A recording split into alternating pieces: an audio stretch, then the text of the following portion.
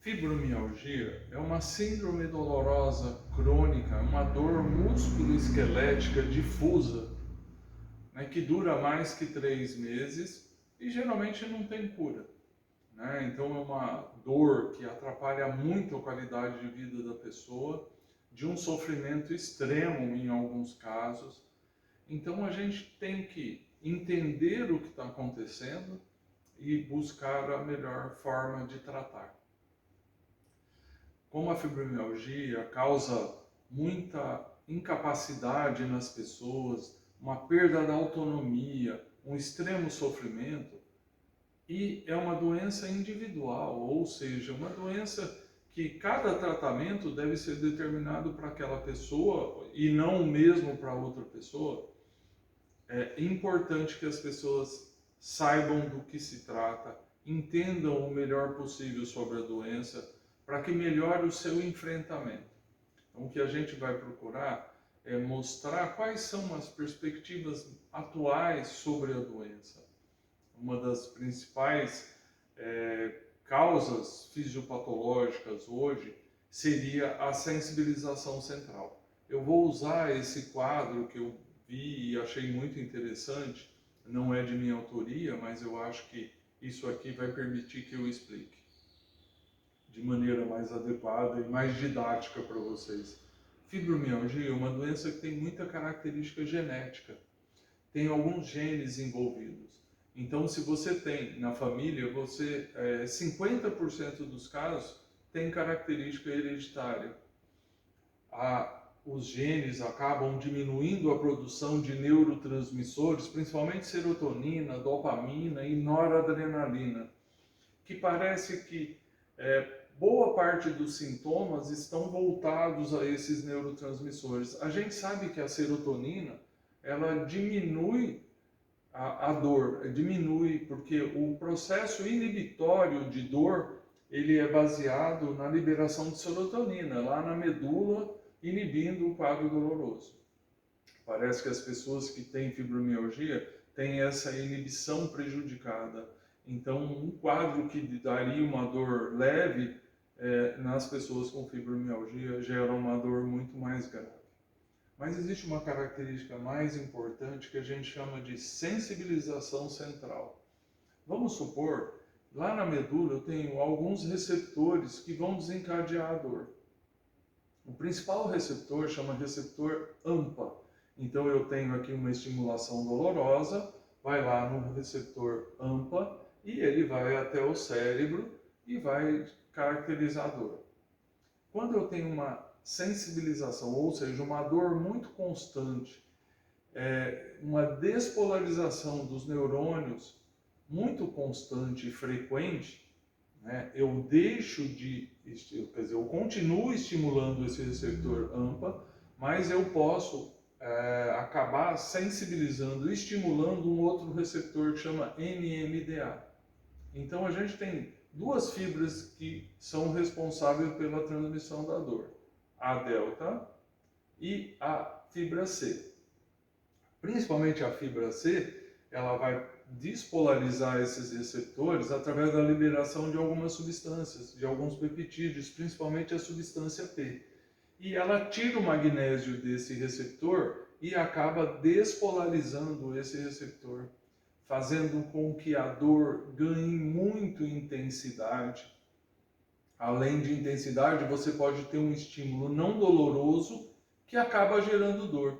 Então você vai desenvolver hiperalgesia e às vezes alodínia, que às vezes é um estímulo que não é doloroso e acaba desencadeando a dor. Bom, o que eu quero dizer com isso? Se eu tenho um estímulo doloroso frequente, ele vai liberar alguns receptores e isso vai desencadear muita dor nas pessoas. Então, pegando tanto o processo central de diminuição de neurotransmissores, quanto essa alteração medular aí no segundo mensageiro, né, no segundo neurônio, causando essa sensibilização, liberando esse magnésio e causando um estímulo muito mais fácil à dor, parece que aí a minha sopa está completa, né? Então eu tenho uma uma sensibilização, eu tenho uma facilitação da dor e uma baixa inibição da dor. Bom, quando eu diminuo esses neurotransmissores, eu tenho outros sintomas, né? Essa ativação do eixo hipotálamo hipófise adrenal vai causar uma produção de cortisol, vai causar uma alteração na noradrenalina, né? E essa falta desses neurotransmissores, a pessoa sente muito cansaço.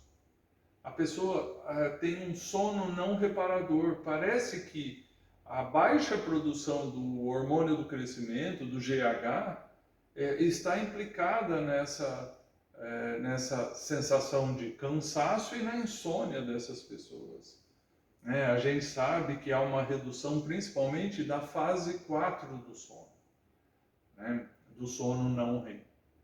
Então, nessa fase que acontece a limpeza do meu cérebro, né? Que é o sistema linfático que vai fazer a limpeza do cérebro. Eu estou falando esses termos difíceis para vocês tentarem entender o porquê todos os sintomas acontecem.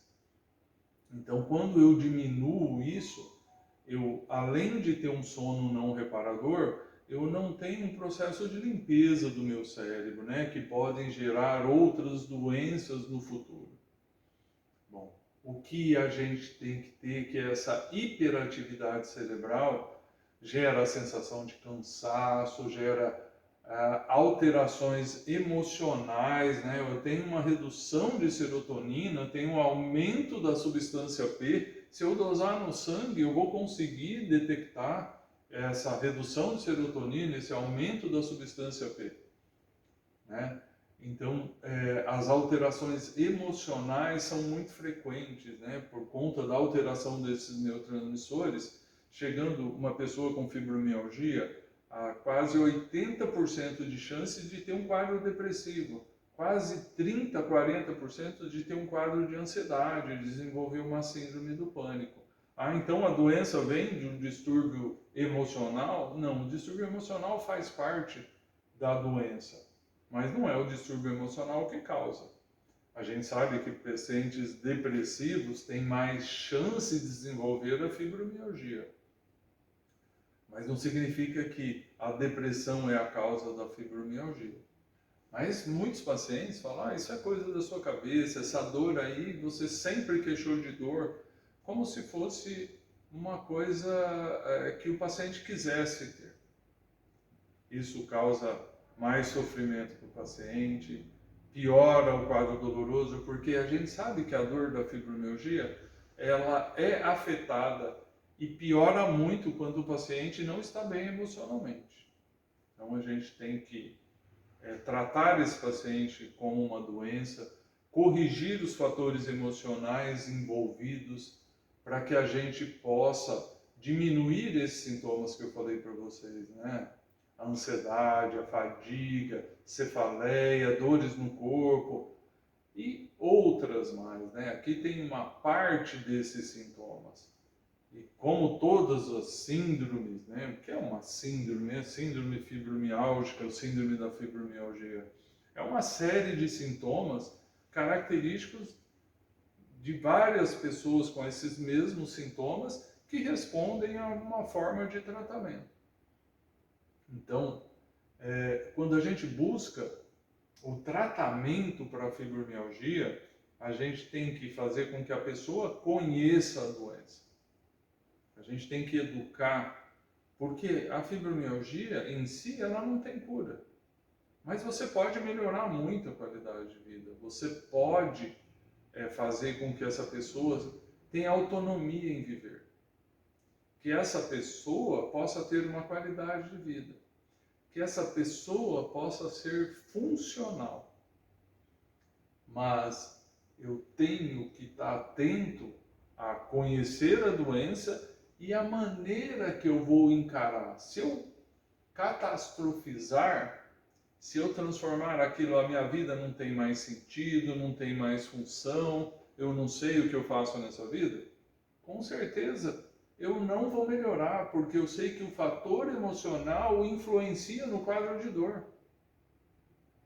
Então eu preciso encarar a minha doença doença de maneira adequada, conhecendo a doença, quais as formas de tratamento que eu possa realizar para ganhar em qualidade de vida. Então, a educação, o conhecimento da doença é primordial. Eu posso fazer uma terapia cognitivo-comportamental para aprender a relaxar, aprender a ter a minha qualidade de sono. Lógico, é fundamental. Exercício físico eu considero primordial no tratamento. Eu costumo dizer que as pessoas podem fazer tudo, aquilo que conseguem fazer. Mas que quanto mais paradas ficam, pior a doença vai ficar. Então, assim, é uma luta constante. Quem tem fibromialgia tem que lidar com a dor da melhor forma e lutar muito. A gente usa muito formas de tratamento como antidepressivo, anticonvulsivantes, derivados morfínicos que podem aliviar a dor muito forte. Mas se eu dissesse para vocês que só os remédios, eles teriam baixa capacidade de tratar, baixa ou média capacidade. Se eu não conseguir que o paciente faça exercício, conheça a doença e aprenda a relaxar e a lidar com a situação de dor, eu não vou ter sucesso. Então eu costumo dizer que a principal parte do tratamento é a consulta, é a orientação, para que consiga fazer com que esse paciente viva com qualidade. E pode, isso é factível, né? Então acho que é isso que tem que ficar claro para vocês. Tem que buscar o médico e o médico tem que orientar. O diagnóstico tem que ser feito. Nós vamos falar aqui depois de algumas outras síndromes que levam a dores parecidas. Porque muitas vezes eu tenho o diagnóstico de fibromialgia e as pessoas param de investigar. E essa pessoa tem uma outra doença, tem uma artrite reumatoide, tem um hipotireoidismo. A gente tem que dar valor para as queixas dos pacientes. A gente tem que investigar outras doenças. Fibromialgia não é diagnóstico de exclusão. A gente tem um diagnóstico muito claro e não afasta que a doença, outras possam aparecer nesse paciente. Muitas vezes a pessoa chega no pronto-socorro, eu tenho fibromialgia, já é descartável como se tudo que ela tivesse fosse fibromialgia. É uma doença séria, incapacitante e que precisa ser respeitada.